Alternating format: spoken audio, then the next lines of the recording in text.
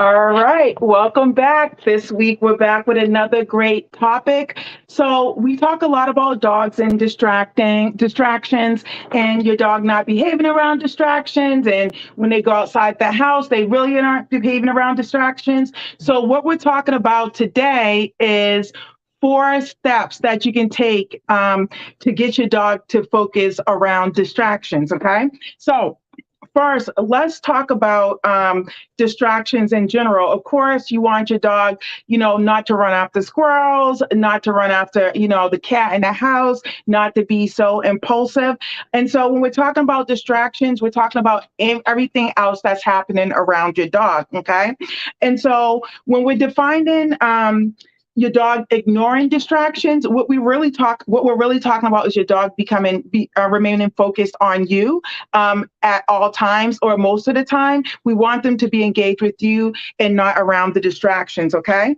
So before we start talking about some ways for the steps that you can take to get your dog to focus around distractions, there's a few things that you want to take into consideration when it comes down to working with your dogs in distractions.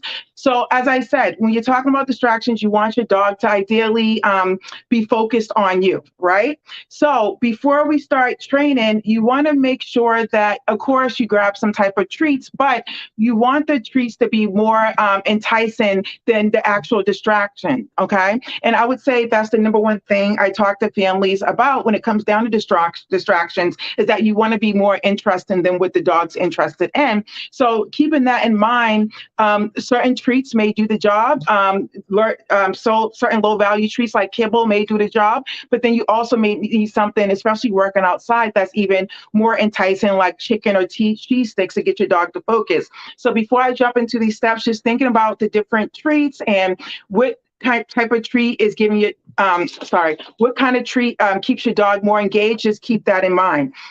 Also, when we talk about working around distractions, taking these steps that I'm about to tell you, you want to start off in a location where there's minimal or no distractions. So ideally, you want to start off in your house. That's always a good place to start, opposed to starting outside where there's already a lot of distractions going on. So to get into the steps that you can take to work on getting your dog to ignore distractions. And so ideally, you want to use some type of toy.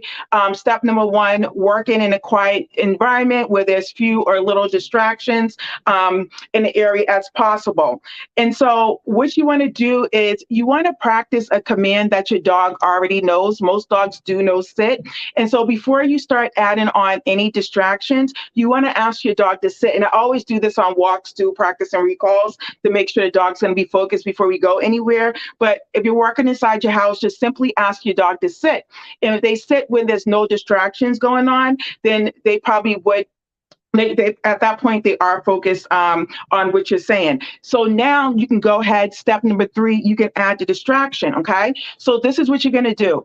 You're going to actually take a toy or whatever your dog usually attempts to go for. You're going to place it about 2 or 3 feet away from your dog, and you're just going to ask your dog to sit. Now, the key is, if you notice that once you ask your dog to sit, they're like looking over to the side and they start to leap towards the toy, you want to move the toy further away, okay, so that your dog's not so impulsive. So you're going to move the toy, say 6 feet away, ask your dog to sit again. And then once your dog remains seated, you can give them a treat. Okay. And that's them working around distractions. And so how to make that a little bit harder for your dog, so they really are working on staying awake, focusing on you during distractions.